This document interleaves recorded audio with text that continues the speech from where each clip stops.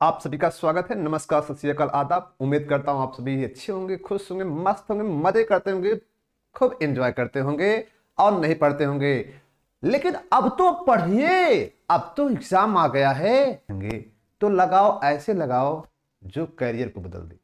तो चलो कैरियर को बदलने की बात को छोड़ते हैं और अपने टॉपिक को आगे बढ़ाते हैं। और आज का जो टॉपिक है वह कुछ इस प्रकार है, जो प्रीवियस लेक्चर में हमने पढ़ा था कि जो एक एटम होता है उसका सेंटर पार्ट क्या होता है, न्यूक्लियस। अब वो जो सेंटर पार्ट न्यूक्लियस होता है वह आउटर मोस्ट इलेक्ट्रॉन को क्या करता है, एक फोर्स एराइज करता है जिसको बोलते हैं अट्रैक्शन फोर्स। क्या कहते हैं बताओ? अट्रैक्शन फोर्स कहते हैं। इज्यूम कर लो ये एक एटम है जिसमें न्यूक्लियस होता है और मैं इसमें दो सेल बना रहा हूं। इज्यूम कर लो ये क्या है, इलेक्ट्रॉन है। ये क्या है, इलेक्ट्रॉन है। अब इस इलेक्ट्रॉन को न्यूक्लियस क्या करता है, अट्रैक्शन मारता है। लेकिन हमें पता है कि जो इसके इनर मोस्ट इलेक्ट्रॉन्स जो होते हैं, ये जो अट्रैक्शन मार रहा है, क्या मार रहा है, अट्रैक्शन मार रहा है। गजब का अट्रैक्शन है भाई, अट्रैक्शन मार रहा है। लेकिन इस अट्रैक्शन का बचाव करने कौन आता है, इनर मोस्ट इलेक्ट्रॉन। दो अपोजिट चार्ज होते हैं, निगेटिव पॉजिटिव, कुछ अट्रैक्शन हो रहा है, लेकिन दो सिमिलर चार्ज निगेटिव निगेटिव एक दूसरे को क्या मारेंगे, रिपल्सन मारेंगे। और इस रिपल्सन की वजह से, इस रिपल्सन की वजह से जो न्यूक्लियस आउटर मोस्ट सेल पर, सेकंड सेल है तो आउटर मोस्ट सेकंड ही होगा, आउटर मोस्ट सेल पर जो फोर्स एराइज कर रहा था, क्या उतना लग पाएगा? क्या उतना लग पाएगा? नहीं। ये जो second electron, inner most electron, इसको क्या करेगा, विरोध कर रहा है, जिसकी वजह से अट्रैक्शन न्यूक्लियस का जो चार्ज होगा अपने को कम फील करेगा, ज्यादा कम फील करेगा ना भाई, कम फील करेगा।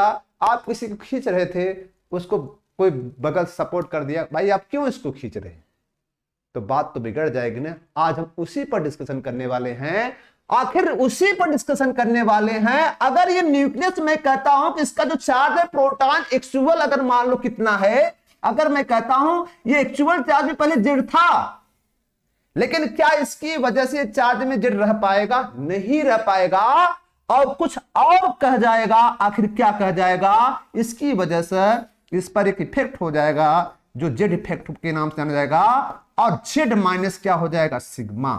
क्योंकि इस जेड पर इफेक्ट कौन डालेगा? ये डालेगा। जितना ये इफेक्ट डालेगा उतना ये कमजोर होता जाएगा और एक नया फोर्स क्रिएट हो जाएगा। तो बताओ, सिग्मा जितना ये लगाएगा, जितना इनर मोस्ट इलेक्ट्रॉन इसको सपोर्ट करेगा, उतना तो बल कमजोर होगा। किसका? रियल फोर्स जो होगा न्यूक्लियस का कम होगा ना। उसी को हम डिफिनेशन के रूप में पढ़ते हैं, आखिर क्या कहना चाह रहा है, इसी की हम बात करते हैं। देखिए, टॉपिक आपका है इफेक्टिव न्यूक्लियर चार्ज। तो पता इफेक्टिव न्यूक्लियर चार्ज है, the effective nuclear charge is defined as the actual nuclear charge minus the shielding effect of an electron. Shielding effect of an electron, जिसको हम दिखा रहे हैं जेड इफेक्टिव। जो actual charge था, अभी आप देख रहे हैं, जो एक्चुअल चार्ज था उसको घटा कौन रहा है, शील्डिंग इफेक्ट, जिसको हम किससे दिखाते हैं, सिग्मा से, जिसको दिखाया जा रहा है शील्डिंग कांस्टेंट। और जेड क्या होता है, एक्चुअल न्यूक्लियर चार्ज होता है, और ये क्या होता है, जेड इफेक्टिव होता है। ठीक है, अब ऐसा हो गया। अब बताओ, जितना ज्यादा ये इफेक्टिव होगा उतना एक्चुअल चार्ज क्या होगा, न्यूक्लियस का कमजोर पड़ेगा। कमजोर पड़ेगा नहीं, बताओ। अब ये कमजोर पड़ेगा मींस ये सिग्मा डिसाइड करेगा कि इफेक्टिव न्यूक्लियर चार्ज कितना होने वाला है, मतलब एक्चुअल चार्ज में कितनी कमी होने वाली है। ये कौन डिसाइड करेगा? जिसको कहते हैं शील्डिंग कांस्टेंट। अब ये शील्डिंग कांस्टेंट का जो मैग्नीट्यूड है, जो वैल्यू है, उसको कैसे हम चेक करेंगे? तो उसको चेक करने के लिए हम क्या करेंगे, एक रूल को पढ़ेंगे, जिसको कहते हैं क्या है, जिसको कहा जाता है, बहुत गजब का रूल है, जिसका नाम है स्लेटर रूल। क्या है? स्लेटर रूल है। हम स्लेटर रूल पर बात करेंगे, आखिर स्लेटर रूल क्या कह रहा है। तो स्लेटर रूल कहता क्या है, the rule which is calculate magnitude sigma or called Slater rule. Calculation of sigma in following way, हम उस सिग्मा को फॉलोइंग वे से कैलकुलेट करते हैं। तो कैलकुलेट करने के लिए स्लेटर ने अपना एक फॉर्मूला बनाया है। उन्होंने सबसे पहले क्या किया, right the Slater electronic configuration. सबसे पहले हमें इलेक्ट्रॉनिक कॉन्फ़िगरेशन लिखना होगा स्लेटर का, आप बाऊ वाला नहीं, स्लेटर का लिखना होगा। तो स्लेटर ने बताया कि 1s को अलग कर लो, 2s 2p को एक सेट में रख लो, 3s 3p एक सेट में रख लो। 3d जो होता है अलग होता है, 4s 4p एक में होता है, फिर 4d 4f एक में होता है, क्योंकि अब पता है 3 में 3d सबसे ही होता है। इसका मतलब कुल मिलाकर देखा जाए s p को साथ में रखा गया है और d और f को साथ में रखा गया है, ऐसा किया गया। सबसे पहले तो इसको दिमाग रख ले। फिर कहा गया no contribute sigma value of right side electron from the effective electron. Means ये जो सेकंड पॉइंट ये कह रहा है कि जो न्यूक्लियस है, अगर चलो मान लो वो 20 इलेक्ट्रॉन पर इफेक्ट डाल रहा था, 20 वाले इलेक्ट्रॉन पर इफेक्ट डाल रहा था, तो बताओ इसको सपोर्ट करने कौन आएगा? इसको सपोर्ट करने आएगा 1 से लेकर 90 तक सपोर्ट करेंगे, क्योंकि यही इनरमोस्ट है, यही इनरमोस्ट है। लेकिन 21 इसकी आउटर मोस्ट है, ये कोई सपोर्ट नहीं करेगा, क्योंकि शील्डिंग इफेक्ट इनरमोस्ट इलेक्ट्रॉन देते हैं, न कि आउटर मोस्ट देते हैं। तो यही आपको बताया गया है कि 21 नहीं देने वाला है, 90 दे सकता है, 18 दे सकता है, 17 दे सकता है, 15, लेकिन सभी की फोर्स क्या होंगे? अलग अलग होंगे। फिर कह रहा है नाउ थर्ड पॉइंट ये होता है, अगर मान लो वो जो इलेक्ट्रॉन है S और P में है, S और P का एक रूल बनाया गया है। वो रूल क्या कहता है? पहला पॉइंट ये कह रहा all other electron NS NP each electron sigma is considered कितना? 0.35 एक्सेप्ट टू 1s। मतलब इनके कहने का मतलब होता है अगर किसी भी S सबसेल में क्या है, चलो मान लो P में अगर इलेक्ट्रॉन्स कितने हैं? 6 हैं, जूम कर लो, 6 हैं, 6 पर तो इफेक्ट ही पड़ेगा। जब 6 पर इफेक्ट पड़ेगा तो इसको बचाएंगे कितने? 1 2 3 4 5 और 6 में 6 पर तो इफेक्ट पड़ रहा है, तो बचाने वाले कितने हैं? 5 हैं। और पांचों के लिए पर के लिए जो वैल्यू होगी सिग्मा की वो 0.35 होगी। तो 5 के लिए हम क्या लिख सकते हैं? 0.35 इंटू 5 कर देंगे, टोटल आ जाएगा। टोटल आ जाएगा नहीं? बताओ। अब ये NS NP के लिए कहा जा रहा है, अगर ये प्रश्न ये कहा जा रहा है कि अगर वो जो एक्सेप्ट 1s, अगर वो 1s में है तो 1s में सबको पता वो हीलियम होता है केवल, जिसमें कितने इलेक्ट्रॉन होते हैं? 1s2 होते हैं, और 2 इलेक्ट्रॉन में केवल सपोर्ट एक ही करेगा, और उसके लिए जो वैल्यू होगी 0.30 होगी। इसकी सिग्मा की वैल्यू यही होगी। अब इसके बाद जो भी आएगा उसमें क्या होता है? चलो मान लो अगर मैं ये प्रश्न करता हूं कि अगर वो क्या है आपका बेरिलियम, तो बेरिलियम में 4 होता है, 1s2 होता है, 2s2 होता है। अब बताओ कितने इलेक्ट्रॉन हो गए? तो 1s2 में तो बताओ इसमें एक ही इलेक्ट्रॉन बच रहा है। तो वही प्रश्न होता है कि यहां पर आपको देखना है कि जो NS NP का अदर इलेक्ट्रॉन होगा इसके लिए 0.35 होगी, एक्सेप्ट टू 1s हीलियम वाले के लिए बात हम करें, हीलियम के लिए बस ऐसा होता है। फिर कह रहा N-1 NS NP each electron, मतलब वो NS N-1 जो आपको दिख रहा है N-1 SP जो इच इलेक्ट्रॉन सिग्मा होगी वो 0.85 होगी। इसका मीन्स क्या होता है? इसका मीन्स अगर आप समझे तो ये क्या कहना चाह रहा है? इसका मीन्स ये होता है, इसको शॉर्ट भाषा में हम आपको बस बताना चाहेंगे, NS NP का सिंपल तरीका बता देते हैं। अगर वो NS NP में होगा और फिर क्या होगा? N-1 SP होगा, फिर N-2 होगा आपका S और P, मैं लिख रहा हूं ये सबसेल्स हैं, उसके अंदर जो भी होगा बस इसके अदर इलेक्ट्रॉन, इसके जो अदर इलेक्ट्रॉन होंगे सब के लिए वैल्यू कितनी होगी? प्रत्येक के लिए 0.35 होगी, और इसमें प्रत्येक के लिए कितनी होगी? 0.85 होगी, और इसके प्रत्येक के लिए कितनी होगी? 1 होगी। एक इसके लिए भी अंदर जितने भी होंगे प्रत्येक के लिए 1 होगी। अदर इलेक्ट्रॉन की मैं बात कर रहा हूं। तो जैसे इज्यूम कर लो ये प्रश्न होता है, उसी को आप देखें एक बार, वही आपसे कहा जा रहा है। क्या कहा जा रहा है बताओ? N-1 इस इलेक्ट्रॉन सिग्मा वैल्यू कितनी? 0.5, और N-2 SP इनर मोस्ट इस इलेक्ट्रॉन सिग्मा वैल्यू कितनी होती है? 1 होती है। बस यही तो हमने बताया, अभी हमने यही तो बताया, देखो यही तो बताया भैया। अब जैसे कोई एग्जाम्पल अगर हम ले लें, अगर एग्जाम्पल ग्रुप में कोई एग्जाम्पल ले लें तो खुद क्लियर हो जाएगा। चलो जैसे मान लो एग्जाम्पल हमारा क्या है, चलो मान लो हमने लिया एग्जाम्पल मैग्नीशियम, कितना है बताओ? 12। तो 12 का जो कॉन्फ़िगरेशन करेंगे सिलेक्ट करने क्या होगा? पहले में 1s2 हो जाएगा, फिर क्या होगा? 2s2 हो जाएगा, फिर 2p क्या हो जाएगा? 6 हो जाएगा, फिर 3s2 होगा। बोलो 3p में तो इलेक्ट्रॉन है ही नहीं, 0 हो जाएगा। सेट जरूर है लेकिन इलेक्ट्रॉन है ही नहीं।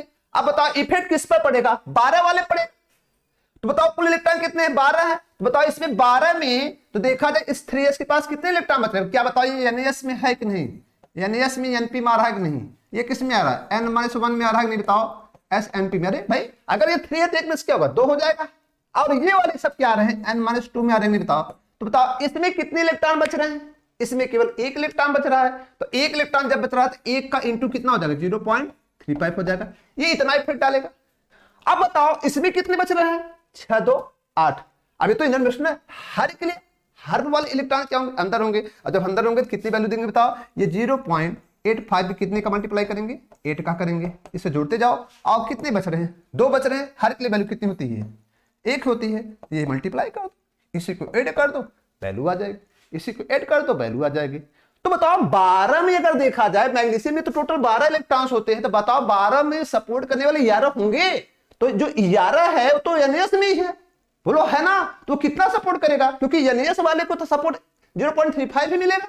अब उसका एक सेल अंदर कर दे, कितना सपोर्ट मिलेगा हर इलेक्ट्रॉन को, 8.5 सपोर्ट करेगा। अब उसका और अंदर कर दो, कितना सपोर्ट करेगा हर इलेक्ट्रॉन, 1 का करेगा। तो बताओ N-2 में जितने इलेक्ट्रॉन बच रहे हैं 2 है ना, 1 के कारण यही होगा, बस यही तो होता है। अगर मान लो कोई एग्जांपल हम बदल दें, एग्जांपल बदल दें, और लो एग्जांपल ले लो, कोई और एग्जांपल ले लेते हैं। चलो मान लो फास्फोरस की बात करते हैं, 15 है। जब फास्फोरस 15 की बात करेंगे, जब फास्फोरस हम कॉन्फ़िगरेशन करेंगे तो 1s2 हो जाएगा, 2s2 हो जाएगा, 2p6 हो जाएगा, 3s2 3p3 हो जाएगा, ये अलग सेट में, अलग सेट में, अलग सेट में, ये n में n-1 और ये n-2 है। बताओ n में कुल कितने इलेक्ट्रॉन है, 5। तो बताओ 5 में तो 15 वाले पर इफेक्ट पड़ेगा, सपोर्ट कितने मिलेगा, 4। हर की कितना सपोर्ट मिलेगा, हर इलेक्ट्रॉन कितना सपोर्ट करेगा, 0.35 का, प्लस इसके अंदर कितने इलेक्ट्रॉन आ जा रहा है, 6 2 8, हर का सपोर्ट कितना होता है, 0.85 इंटू 8 कर सकते हैं हर का सपोर्ट। फिर प्लस क्या होगा, ये अंदर है, इसमें कितना सपोर्ट होगा, n-2 होगा, क्योंकि बताओ 3 के रिस्पेक्ट में n-2 मतलब दैट इज 1s। तो बताओ कितना सपोर्ट करेगा, हर इलेक्ट्रॉन 1 करता है, कितने इलेक्ट्रॉन है, 2। अब इसको आप कैलकुलेट कर लो, जब कैलकुलेट करो कितना आ रहा है, देख लो, 2 प्लस 8 पंजे 40, 8 64, 6.80 प्लस क्या होगा, 5 4 25 20, 4 3 12, 1.40, जिसका सोल्यूशन कर देंगे, जिसका सोल्यूशन हो जाएगा तो कितना आ जाएगा, 0 8 4 12 2 से लगाए 2 6 2 8 9 10, 10.20 क्या आ गया बताओ, सिग्मा की वैल्यू आ, ये सिग्मा की वैल्यू। तो इस प्रकार से हम कैलकुलेशन कर सकते हैं। तो चलो अब हम प्रश्न करते हैं, आखिर इसके बाद जो प्रश्न आता है, इसके बाद का जो प्रश्न है वो किसका है, वो किसका है, वो प्रश्न है एनडी और एनएफ का।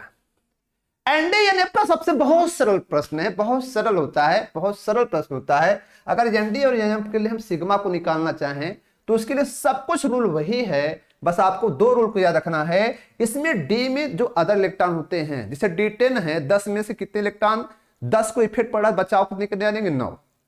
अब उन इच इलेक्ट्रॉन के लिए all other each electron ND NF sigma value is considered 0.35।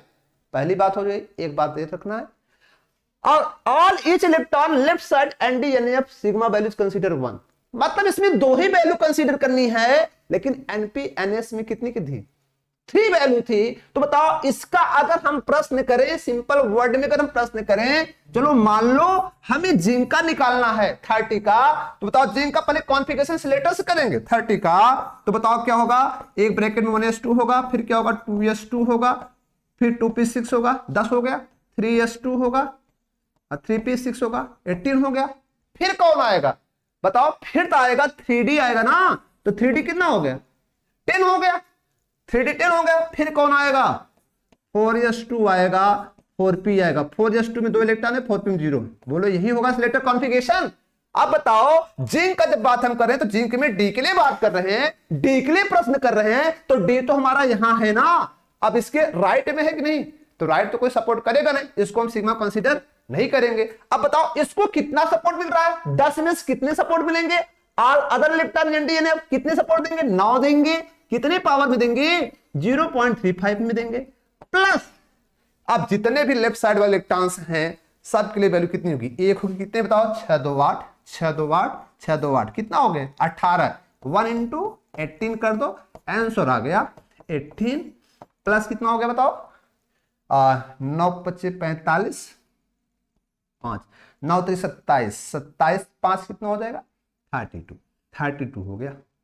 तो 3.25 जिसका आंसर आपको मिल जाएगा 21.25। ये सिग्मा की वैल्यू, किसकी वैल्यू, सिग्मा। अब प्रश्न अगर किया गया इसका इफेक्टिव न्यूक्लियर चार्ज बताइए फॉर 3D के लिए, जैसे आपसे क्वेश्चन कर दिया गया calculate the effective nuclear charge, calculate the effective nuclear charge.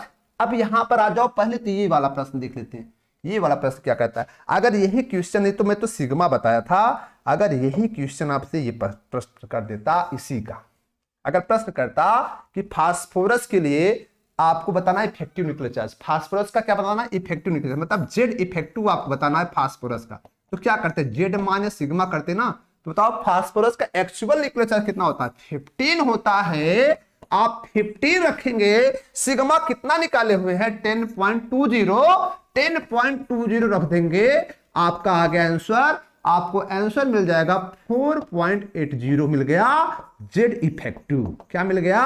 Z effective मिल गया। तो इस प्रकार आप जेड इफेक्टिव निकालेंगे। अब नेक्स्ट जैसे मान लीजिएगा आपने डी का प्रश्न किया था, तो मैंने इसमें पूछा है शील्डिंग इफेक्ट, आपसे पूछा है डी के लिए, पूछा है 3D के लिए पूछा है। जब 3D के लिए मैंने पूछा है शील्डिंग इफेक्ट, तो बताओ 3D केस में हमें कितना सिग्मा मिला है? 21.25। तो बताओ इसका जेड इफेक्टिव कितना होगा? इसका जेड इफेक्टिव होगा जेड माइनस सिग्मा, और जेड कितना होता है? एक्चुअल जेड का कितना होता है? 30 होता है। 30 में कितना होता है? 21.25 हम सब्ट्रैक्ट कर देंगे, कितना मिल गया? बोलो कितना मिल जाएगा? इसका आंसर आ जाएगा 8.75। बोलो 8.75 इसका आंसर आ जाएगा, जेड इफेक्टिव। क्या आ जाएगा? जेड इफेक्टिव आ जाएगा। तो इस प्रकार से हम जेड इफेक्टिव का कैलकुलेशन भी कर लेते हैं। अगर वीडियो आपको अच्छा लग रहा है, कोई भी डाउट अगर आपको है, कमेंट बॉक्स में कमेंट करें, हम आपके इस डाउट का सलूशन फिर से करेंगे, दोबारा करेंगे और आपको समझा देंगे। नहीं समझ में आता है तो फिर से आपको घोल पिला देंगे। बस मस्त रहिए, बने रहिए, लगे रहिए। वीडियो को लाइक करिए, शेयर करिए, चैनल सब्सक्राइब करिए, मस्त रहिए, खुश रहिए। Thank you, tata, bye bye.